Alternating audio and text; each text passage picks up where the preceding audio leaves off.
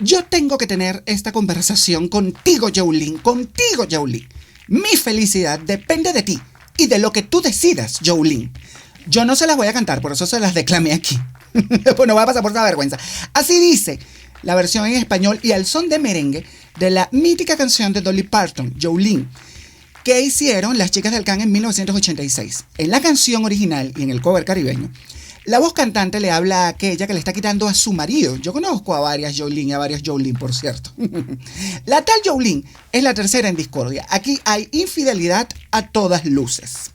Culturizando presenta Pónganse a leer con Pedro Julio. Hola gente, esto es Pónganse a leer con Pedro Julio, un espacio de divulgación de la lectura en el que nos encontramos para hacer juntos apología de ese vicio que nos une y nos consume a todos los que andamos por aquí, la lectura. Y hoy vamos a hablar de infidelidad, de eso que la ley, la venezolana y me imagino que en muchas partes del mundo, también se define como una relación que se sostiene entre un cónyuge y otra persona que no es su cónyuge. A ver, la infidelidad es la primera causal de divorcio, al menos en el Código Civil venezolano, en el artículo 185. Históricamente se ha tratado a la infidelidad cometida por una mujer de manera distinta a la que comete un hombre. Cuando conocemos de alguien que fue infiel, de un hombre infiel, le tenemos por un conquistador y un seductor. Ahora, si la infiel es una mujer, entonces es una sinvergüenza, por no decir algo más pesado. Vamos a entrar en este tema antes que nos agarre el sereno. Y vamos a ver, la infidelidad es aquello que se produce cuando un individuo no respeta la fidelidad que le debe a alguien o a algo. También puede ser a una cosa o a unos valores. Si nos ponemos puntillosos, una persona fiel es quien se comporta con lealtad, que mantiene un compromiso asumido de manera voluntaria. El infiel hace todo lo contrario, quebranta ese pacto. La infidelidad se da generalmente en las relaciones amorosas cuando una de las dos personas involucradas quebranta el compromiso de exclusividad de la pareja.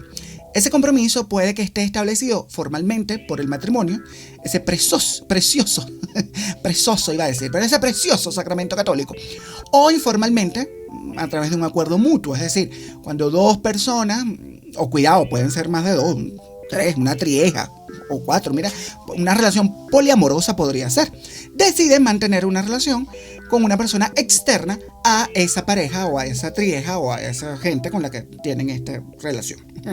No me quiero empantanar más. La infidelidad supone la ruptura del pacto, no el parto. Bueno, puede ser un parto la infidelidad, pero supone la ruptura del pacto emocional en el que se fundamenta una relación de pareja. Y se le considera una falta grave, es sinónimo de traición, pero también de deslealtad, de engaño y en algunas ocasiones es sinónimo también de humillación, es una cosa terrible. Ahora, digo yo, que no soy ningún experto en nada, bueno, quizás sea experto en algo, en sacar de quicio a la gente. Yo creo, esta es mi opinión, que todos somos susceptibles de ser infieles. Porque si nos ponemos a reflexionar sobre las causas más comunes de la infidelidad, ninguno de nosotros está exento de pasar por esas estaciones. Por ejemplo, fíjate tú, la primera causa de infidelidad es la insatisfacción personal con la pareja, es decir, que uno ya no está cómodo con la pareja y eso afecta la emocionalidad, la sexualidad y pues genera que uno no se sienta cuidado por la pareja, entonces uno va y ¡zas!, consigue a alguien con quien vuelve a sentirse satisfecho. También puede que el amor se haya acabado y ya sé que van a saltar un montón de románticos.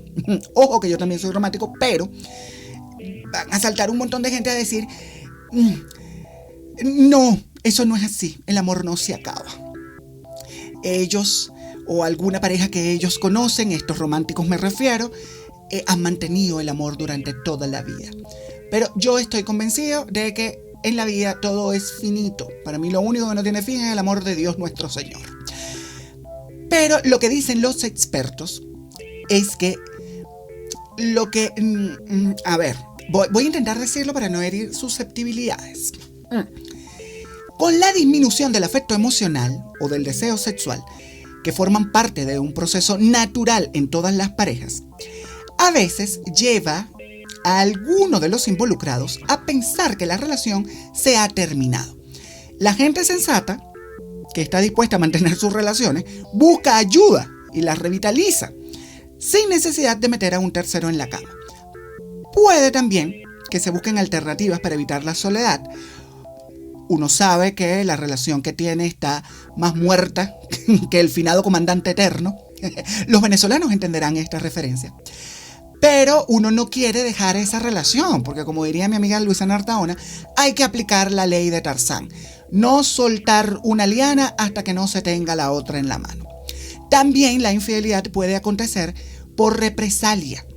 A ver, que hay gente que como que en una situación de esta que les provocó sufrimiento por parte de la pareja, decide castigarle poniéndole los cuernos. Vamos, que esto es la venganza de toda la vida. Esto a mí no me parece sano, pero bueno, esto sucede también. Y esto nos lleva a la causa que a mí me parece más curiosa, que es que hay gente que no está dispuesta a serle fiel a nadie desde el inicio. Ojo, que si esto se dice al principio y estamos todos claros, me parece genial. Pero bueno, hay quien cree que tener una sola pareja no es suficiente. Y, a ver, yo pasé por aquí en una oportunidad, un antiguo objeto de enamoramiento mío me dijo, mira, pero Julio, me gustas mucho, pero yo no puedo serte fiel, necesito ver a otras personas. Al principio yo acepté aquello porque yo era joven e inexperto. Era muy inexperto, yo estaba acabando de salir del convento. Pero luego a mí aquello me dio muchísima ansiedad y le dije un día, bueno, mira, pana, eso no es para mí. Y me fui. ¿Quién diría que meses después yo le dije eso a otro objeto de enamoramiento? Y yo soy un hombre contradictorio, porque el otro objeto de enamoramiento al que yo le dije lo que me había dicho este primero, aceptó mis condiciones. Luego yo me sentí muy culpable por eso y también dejé aquello. Una cosa terrible. La infidelidad como tema ha sido trabajado en la literatura desde tiempos inmemoriales. Basta echarle un ojo al episodio bíblico de Abraham, que se acuesta con la esclava de su mujer y hasta tiene un muchachito con ella, que luego se cree que fue que los descendientes de ese muchachito se pusieron, tú sabes, reperperosos con los que se creen los descendientes del hijo que tuvo después Abraham con su legítima esposa. Y esa gente anda en pelea hasta el día de hoy. Tony Tanner ha dicho que la triangularidad inestable de la infidelidad o del adulterio, ojo que esto no es lo mismo, pero son conceptos que están estrechamente ligados, en lugar de la simetría estática del matrimonio, es la forma generativa de la literatura occidental tal como la conocemos. Para Joaquín Calca, el adulterio o la infidelidad, insisto, no es sinónimo, son cosas distintas. El adulterio supone la violación del pacto emocional que se ha generado en la pareja, y el adulterio supone que esa violación de ese pacto emocional ha sucedido a través de una relación sexual. Bueno, este señor, Joaquín Calca, dice que la infidelidad solo tiene su esplendor siniestro porque el matrimonio, con su indisolubilidad, ahora sí lo dije, posee una tristeza tan abismal. Yo no sé si esto sea así, porque yo nunca me he casado, yo no me interesa el matrimonio tampoco, pero bueno, ahí lo dejo a los que están casados para que lo piensen un poquito. Vamos a ver, no podemos negar la fascinación que nos genera leer sobre testimonios de infidelidad. De mis libros favoritos para la historia de mi vida, y que luego, tú sabes, como para rematar, están protagonizados por mis heroínas literarias favoritas de todos los tiempos, son Ana Karenina, La Dama de las Camelias y Madame Bovary. Y esas historias están llenas de infidelidad. Pero vámonos más lejos en el tiempo, vámonos a Egipto, al Egipto antiguo, a una historia que contiene el papiro de Huescar, que narra la historia de un hechicero que decide usar las habilidades mágicas que tiene para castigar al amante de su esposa. En la mitología griega, por ejemplo, tenemos al gran infiel, al tipo que se dedicó a ser el dios más poderoso del Olimpo y a ponerle los cuernos a su mujer, Zeus, que con tal de echar una canita al aire era capaz de convertirse hasta en un cisne. Pero dime tú, ¿quién se deja seducir por un cisne? Bueno, ya sabemos quién. Aquí tenemos un tema también, no solamente de infieles, sino aquí también hay zoofilia. Y era la esposa de Zeus, en vez de castigar al marido infiel, entonces ella se regodeaba vengándose de las amantes o de estas mujeres con las que el hombre le ponía los cuernos. No era, tesoro mío. Revísate, querida, revísate. Un poquito más de sororidad, hermana. A ver, como en la antigua Grecia también tenemos el testimonio de mujeres como las mujeres de Lemnos, que cuando Afrodita las castiga con mal aliento, sus maridos se ponen, tú sabes, casquivanos con las esclavas tracias. Y entonces aquellas mujeres los masacran. Eso se narra en la historia de Jasón y los argonautas. Que también Jasón, por cierto, quiso dejar a Medea por otra mujer.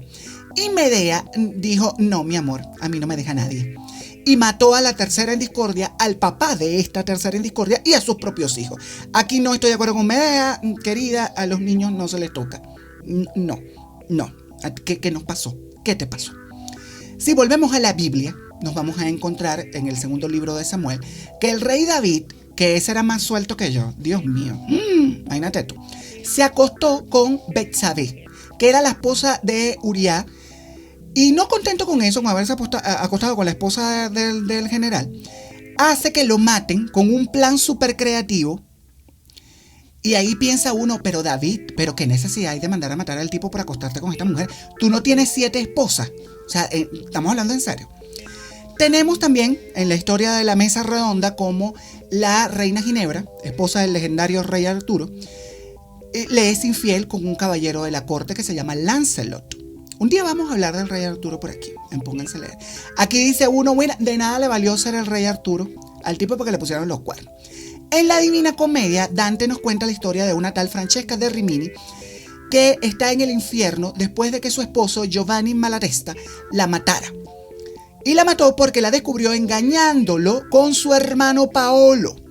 En los cuentos de Canterbury, por ejemplo, también hay un cuento sobre un estudiante que tiene una aventura con la esposa de su casero. El cuento, por cierto, se llama El Molinero. Es un cuento fantástico. En El Primo Basilio, una novela del portugués José María Essa de Queiroz, que es oro molido, por cierto. O sea, esto hay que leerlo. Lo que escribió este hombre es fantástico. Por cierto, que de una obra de este señor, de José María Essa de Queiroz, se inspiraron para la película El crimen del padre Amaro. Él escribió El crimen del padre Amaro, que es una novela que está ubicada en otro contexto histórico y tal, y luego de ahí se toma esta historia como inspiración para la película con Gael García Bernal. Bueno, en El Primo Basilio, Luisa, que está casada, sucumbe a la seducción de su primo y pierde el sentido. Esta mujer se vuelve loca de la pasión. Finalmente siente que la muerte es su única salida y hace lo que hace Ana Karenina o lo que hace Emma Bovary. Se quita la vida. Yo conocí esta novela, por cierto, por mi abuela. A Mati le encantaba este autor. Y yo leí esto. Este es uno de los libros que yo no tengo en mi biblioteca en físico porque lo leí prestado de la biblioteca de mi abuela y luego ese libro se perdió de la biblioteca de mi abuela. Yo no lo conseguí más nunca. Es un libro de los que están en mi lista de libros que yo leí, pero que no tengo en físico en la biblioteca, en mis estantes. Ahora vamos con una autora norteamericana, Edith Wharton. En una novela que también es una gloria, La Edad de la Inocencia, narra Edith Wharton la historia de un hombre que renuncia a su amada y opta por su esposa. Su esposa que está esperando un hijo, por cierto. Ojo, que la esposa no es tan cándida como parece. Y para más INRI, el amor de la vida del protagonista es prima de la esposa. De esta obra hay una película fantástica con Daniel Day-Lewis, con Michelle Pfeiffer y Winona Ryder haciendo de la esposa. Francis Scott Fitzgerald, en El Gran Gatsby, nos hace cómplices también de otra infidelidad, la de la prima Daisy con Gatsby. El marido de Daisy era un patán cualquiera, como diría mi mamá, total que la pobre Daisy atropella accidentalmente al amante de su marido, porque el marido también le ponía los cuernos. Y la amante, la que atropella a Daisy, estaba casada y estaba esperando un bebé. Al final del cuento, que yo no les voy a hacer un spoiler, luego hablaremos del Gran Gatsby. Gatsby, bueno, tú sabes, se echa como la culpa de aquello y aquella infidelidad pues no termina bien por ninguna parte. Milan Kundera, ese escritor fantástico al que la Academia Sueca le negó el Nobel de Literatura para dárselo año tras año, un gentío que nadie recuerda, en La insoportable levedad del ser, que es una auténtica joya también, cuenta cómo Tomás, el protagonista, tiene relaciones sexuales con muchas mujeres, pero solo ama a su esposa. Su esposa que se llama Teresa. Él no ve ninguna falla en su lógica. Yo podría ayudarlo a reconocer varias, por cierto. Pero para él el tema de no hay infidelidad, porque para él la infidelidad quiere decir que él engaña a la esposa de manera emocional. Y como él solamente está teniendo sexo con otras mujeres, pues él no ve ningún problema aquí. En El amante de Lady Chatterley, de D.H. Lawrence, una obra de la que conversamos aquí cuando hablamos de literatura erótica, Connie le pone los cuernos a su marido, que es un lisiado, el tipo anda en una silla de ruedas, con el guardabosques de la finca, porque el marido de Connie era tan rico millonario que tenía una finca, y mantiene encuentros de los más fogosos con este hombre en el monte. Me recordó un objeto de enamoramiento que yo tenía en Caracas hace años, que me invitaba constantemente a pasear por el Ávila, y María Alejandra nunca me dejó ir, porque según ella se iba a querer sobrepasar conmigo en el monte, como el amante de Lady Chatterley. Bueno, eso nunca lo vamos a saber, porque yo nunca acepté las invitaciones y no me escribió más. Mira, que hasta Yuri Shivago, el sensato y decente doctor Shivago, le fue infiel a Tonia Gromyko con Lara Antipova. Claro, aquel romance ilícito es uno de los romances más bellos de la literatura mundial. Total que, como ven, la literatura ha retratado a la infidelidad de muchas maneras. En todos los casos de manera fantástica, prodigiosa, bien escrita. En estos casos que nombramos aquí, en otros muchos, hay unos que son un desastre. Ojo, que los que yo nombré aquí son obras que yo he leído. Ya saben ustedes que yo no hablo de lo que no haya leído, porque a mí eso me parece fraudulento. Así que deben haber otro montón de historias que yo me salté de manera intencional, porque, insisto, no me las he leído. Pero hay particularmente 3 historias en las que la infidelidad es el eje central y que a mí me han subyugado. Me atraparon de tal manera que me nublaron el entendimiento cuando los estaba leyendo, y con el paso de los años yo sigo recomendándolas con entusiasmo. Estas obras son, y aquí van, de la primera historia, de las que voy a hablarles a continuación, diré como introducción que la infidelidad puede traer consigo consecuencias terribles para quien la cometa. Y esto es precisamente lo que enfrenta Hester, la protagonista de La letra escarlata, la novela de Nathaniel Hawthorne. Yo el apellido de este señor me parece que yo no lo pronuncio muy bien, pero ya ustedes me tendrán caridad y compasión. Nathaniel tuvo una vida como para hacerle un libro a él también, y una serie en cualquier plataforma de esta. Mejor HBO, que las hace con mejor calidad y con más clase. Este hombre fue cónsul en Inglaterra, fue cónsul de los Estados Unidos en Inglaterra, por lo que estuvo 4 años ejerciendo como representante de su país en Liverpool.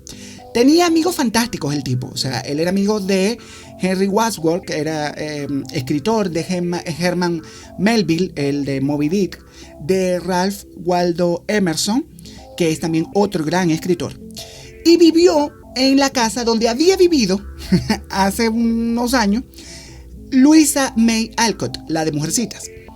Se metió en una comuna trascendentalista, que la comuna se llamaba Brook Farm, para acercarse a la naturaleza e inspirarse para escribir. Pero se dio cuenta que la vida del campo no era para él, y entonces se salió, porque podían hacer unas labores que el tipo no estaba dispuesto a hacer.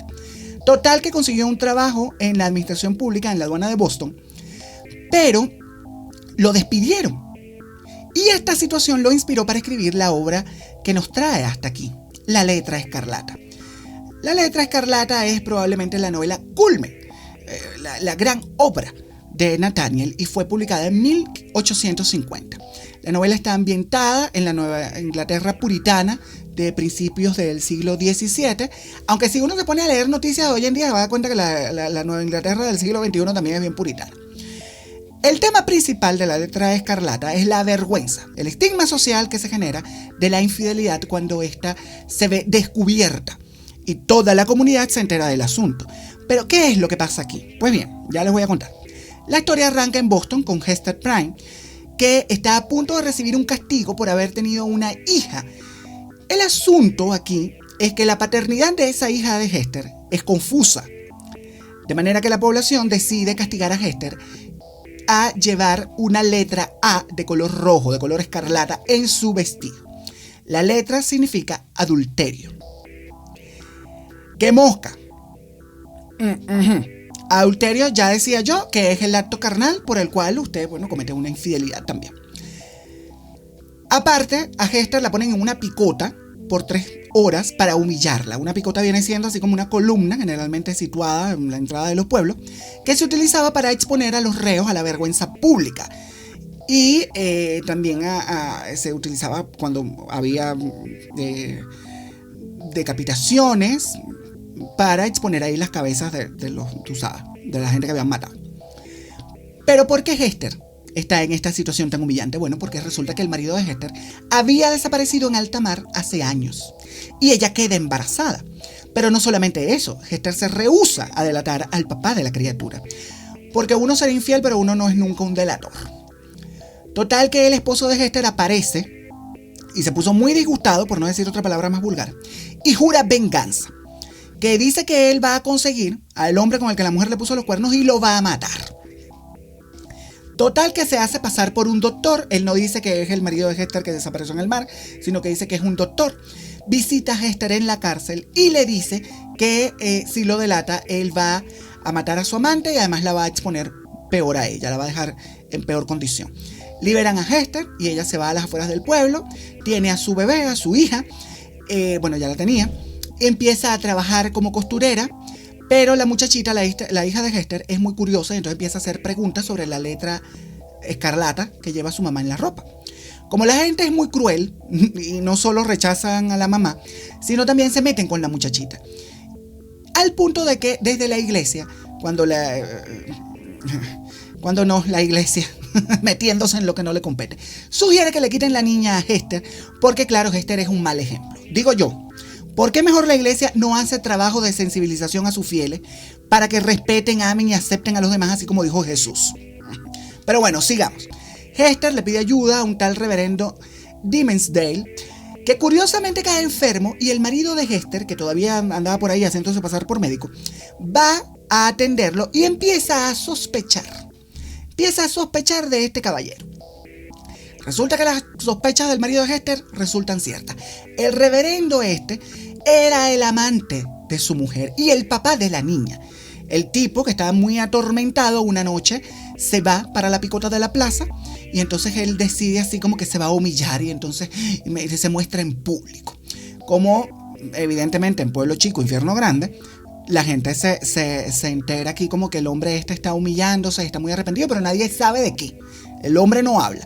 Hester se impresiona con el espectáculo y se reúne con su amante, con el reverendo en mitad del bosque. Sal de ese cuerpo, Connie Catterley. Sal de ahí. Y le cuenta al amante, al reverendo, que su marido es el falso doctor. Y le dice, mira, pana, es mejor que te pierdas. Vete del pueblo porque mi marido anda reperperoso, ese hombre quiere fuñir y está dispuesto a todo. Bueno, no se lo dice así. Esto es una versión de la conversación que yo estoy haciendo para ustedes.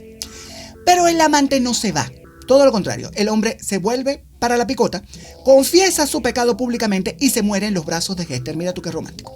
Aquí ocurre un hecho curiosísimo, porque salen unos lugareños, nunca falta una gente que andaba por ahí observando todo, a decir que ellos vieron en el pecho del reverendo aparecer una letra A, así de como escarlata, que era como una especie de estigma, no te digo yo. Al final de la obra, evidentemente, pasan cosas bastante curiosas y yo no se las voy a contar. Yo se las voy a contar porque esto es una joya que vale cada página su equivalente en oro y no les quiero hacer spoiler a la gente que no ha leído la letra escarlata todavía. Han hecho varias adaptaciones cinematográficas de la obra. Una muy popular, por ejemplo, fue la de los 90 con Demi Moore. Pero a mí la adaptación que más me gusta y que aparte es una de mis películas favoritas es Easy A, con Emma Stone y Penn Bigley. Mi crush de You. Que no es una versión al uso del libro, sino que es una interpretación de los hechos llevándolos a una escuela secundaria en los Estados Unidos. Aparte que yo en un momento de mi vida me sentí como la protagonista, como Olive Pendergast. Porque hace siglos alguien de quien yo me enamoré por primera vez en mi vida, imagínate tú, me trató como un coleto porque pensaba que yo era una especie de sórdido licencioso. Nada más lejos de la realidad en aquel momento. Porque yo, imagínate, tú eras hasta virgen. Imagínate para que pensara que yo hiciera unas tropelías que yo solo podían estar en mi imaginación. Ahora vamos con otro relato de infidelidad. Una novela del autor húngaro Sándor Márai. Sándor Márai, por cierto, es un escritor que ha resurgido entre los muertos porque en algún momento se olvidó por unas décadas su obra y recientemente se ha publicado con gran éxito, como en sus buenos tiempos. Marais era lo que mi abuelo llamaría un pequeño burgués. A ver, este hombre vivió las 2 guerras mundiales desde una posición privilegiada, era de una familia muy acomodada. Pero eso no le impidió registrar el estropicio que se vivió en aquellos años en Europa. Su obra es una oda a la añoranza, a la nostalgia de los tiempos mejores. Con el triunfo de los rusos en su terruño, su obra fue silenciada. Porque claro, ¿cómo vamos a permitir que se publique la obra de un hombre como este? Que es todo lo contrario a lo que nosotros estamos impulsando. Y que además, la obra de este hombre pues, es más burguesa que no sé. Entonces, Sándor Márai se va de su país en 1948, vive en Suiza, después en Italia y termina asentándose en los Estados Unidos. Él se negó a escribir en una lengua distinta a la suya, el húngaro, y murió casi en el anonimato sin poder recuperar el éxito de años atrás. Con su muerte, el nombre de Sándor Márai volvió a las librerías. La obra de Márai es discreta, es sutil y es muy contundente. Es un escritor que yo recomiendo siempre, sobre todo la siguiente novela, que ha sido considerada por algunos críticos como Tibor Fischer como una obra menor, pero que han reivindicado otros como los críticos del Washington Post, que la han enmarcado dentro de la literatura sapiencial, así como el Eclesiastés de la Biblia. De la novela que vamos a hablar ahora, es una historia que está signada por la sombra de la sospecha de una infidelidad. Se llama El último encuentro. A ver, la historia comienza con Henrik, que es un general anciano que espera la visita de su mejor amigo de hace años, Conrad. Mientras le espera, Henrik se pone a recordar su vida, sus años como cadete, el ocaso del Imperio Austrohúngaro y a su amigo mismo. Henry y Conrad se hicieron muy amigos cuando estudiaban juntos en la academia militar, a pesar de que ellos pertenecían a clases sociales distintas. El primero venía de una familia repimpollosa y el segundo de una familia empobrecida. La amistad era tan fuerte que Conrad visitaba frecuentemente la casa de Henrik y de su esposa Cristina y tenía hasta un cuarto ahí para él. Un día, mientras estaban cazando, Conrad apuntó con el rifle a su amigo, pero no disparó. Acto seguido desapareció de sus vidas, de la vida de Henry y de la vida de su esposa Cristina. Henry empieza a sospechar que entre su amigo y su esposa había como un miriñaque raro, como decía mi tía Mireya, que en paz descanse. Y aquí hay una tensión que se puede cortar con una tijera. Henry y su esposa se distancian después de aquello. Ella se muda a otra casa y muere a los años. Henry intenta entender qué fue lo que pasó, pero no tiene a quién preguntarle. Y en esto ocurre esto, se anuncia la visita del amigo que le va a dar una oportunidad de oro 41 años después de los sucesos que ocurrieron con el rifle aquel, para aclarar el asunto. Henry, cuando se encuentra con Conrad, ellos cenan, Henry se monta un monólogo, Conrad se queda así como un oyente silente y le dice que él sospecha de un posible amorío entre él y su esposa, y Conrad no le responde. Pasan la noche en ese plan, esa gente amanece ahí. Henry saca un diario en algún punto de la noche, se lo enseña a Conrad y le dice: mira, este diario pertenecía a Cristina y aquí seguro que está toda la verdad de lo que sucedió, pero yo no me he atrevido a leer esto y he decidido no leerlo ahora tampoco, y entonces lo lanza al fuego y lo quema. El lector parece que está en aquella sala con estos dos hombres, casi escuchando la respiración de Conrad y las explicaciones de Henry. El final me lo voy a guardar, por supuesto. Vayan a buscar esta novela y dense un banquete, deleítense con esto. La novela es cortica, esto se lo leen un fin de semana. Aquí, claramente, hay una infidelidad, pero nos ponemos en un punto distinto al de La Letra Escarlata, porque aquí hay una sospecha de infidelidad. Y esa sospecha de la infidelidad es tan cruel como el descubrimiento de la infidelidad. Aquí hay un sentimiento lejano al de la vergüenza de la primera historia. Aquí nos sentimos ansiosos, nos sentimos muy inquietos, compartimos esos sentimientos con Henrik. La historia es tensa, es muy tensa, es emocionante y es lapidaria. No se la pierdan, por favor. Y ahora vamos con la última historia de infidelidad, que es un cuento de la gran Katherine Mansfield. Una mujer prodigiosa que vivió solamente 34 años, pero que en esos 34 años le bastaron para convertirse en una de las escritoras neozelandesas más leídas del mundo. Cuidado si no, la escritora neozelandesa más leída en el mundo. Mansfield fue la oveja negra de la familia, que era una familia muy acomodada y burguesa de la época en su natal Nueva Zelanda. Ella era rebelde Y tenía una característica física que a la mamá le parecía horrorosa y la atormentaba. La muchachita era regordeta, imagínate tú. A los 14 años la enviaron a estudiar en Londres, en Inglaterra. Luego que ella termina de estudiar, digamos, como su primaria y secundaria en un internado, ella se va a estudiar a Oxford. Y en Oxford conoce a Ida Baker, con quien mantuvo una relación amorosa fundamentada, y esto me parece precioso, en la amistad y en la complicidad, como deberían ser todas las relaciones amorosas. Catherine Mansfield murió en Francia, a donde se había ido buscando mejorar su salud porque ella tenía tuberculosis y en aquella época pues se recomendaba irse cerca del mar. Al final la mató una hemorragia pulmonar provocada por la enfermedad que padecía. Pero nos dejó, bendito sea Dios, una obra literaria cargada de calidad y de un estilo propio. Entre esa obra vamos a encontrar el cuento Felicidad, que es la historia de la que vamos a hablar a continuación. Aquí nos encontramos con una pareja joven, acomodada, una pareja hermosa, envidiable, Berta y Harry, que tienen una pequeña hijita. La pareja ha organizado una cena en su casa, con algunos amigos, tú sabes, invitaron unos amigos, una pareja conformada por un empresario teatral y una diseñadora de interiores. Invitaron también a un joven escritor y a una tal Perla Fulton, una mujer misteriosa que Berta ha conocido recientemente en un club y que aparentemente es nueva en la ciudad, según lo que uno intuye de la lectura de las primeras páginas del cuento. Y a Berta le parece guapa y enigmática, la señora esta.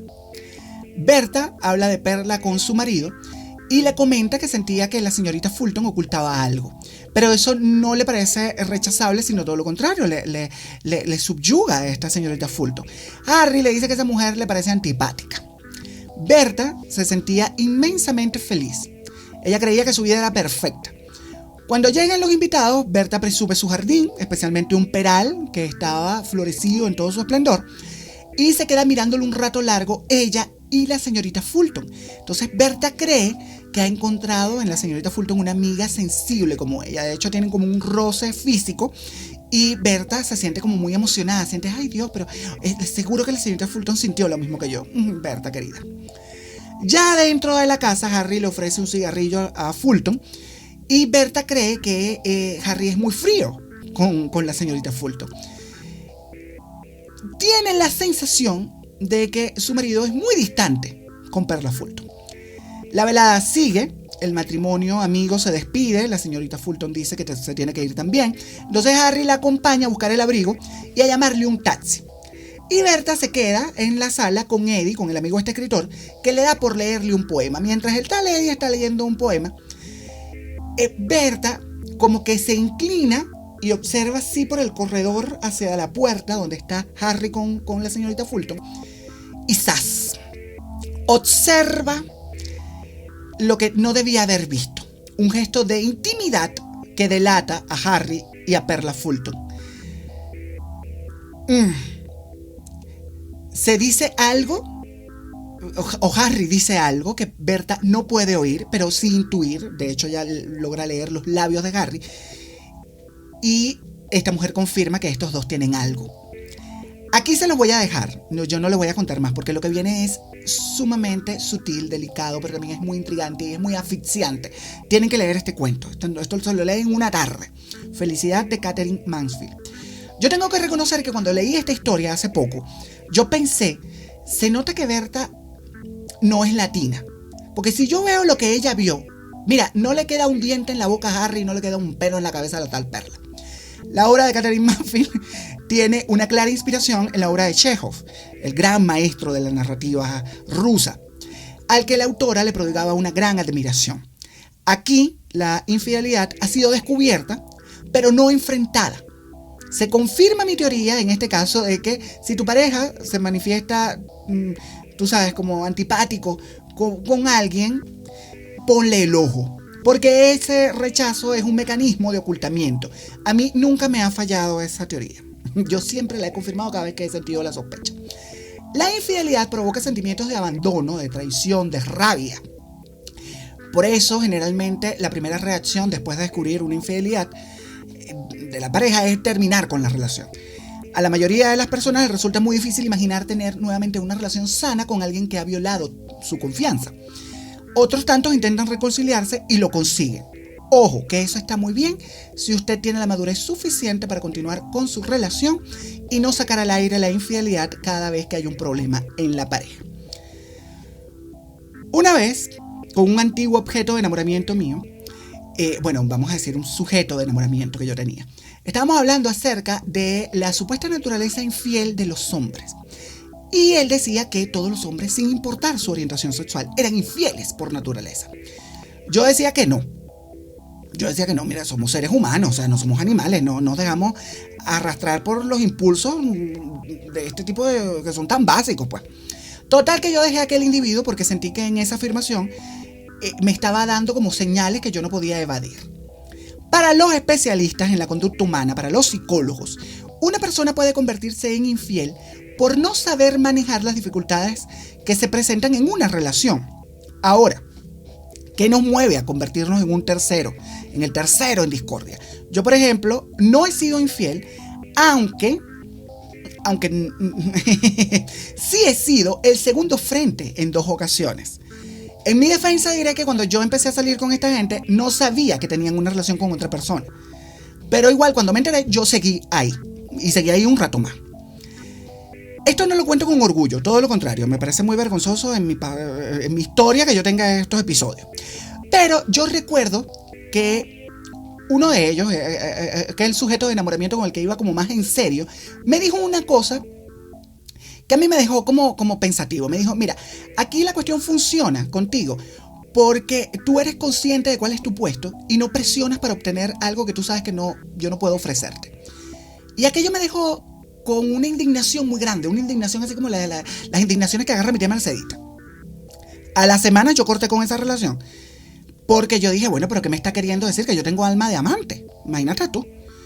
Sobre la infidelidad se seguirá escribiendo, no solo obras literarias, también canciones, como por ejemplo Keep Me Crying, de la banda californiana Haim, que es una de mis bandas favoritas en el mundo, y esta es una de mis canciones que son así como unos himnos, porque me lleva a este episodio que yo viví con este individuo.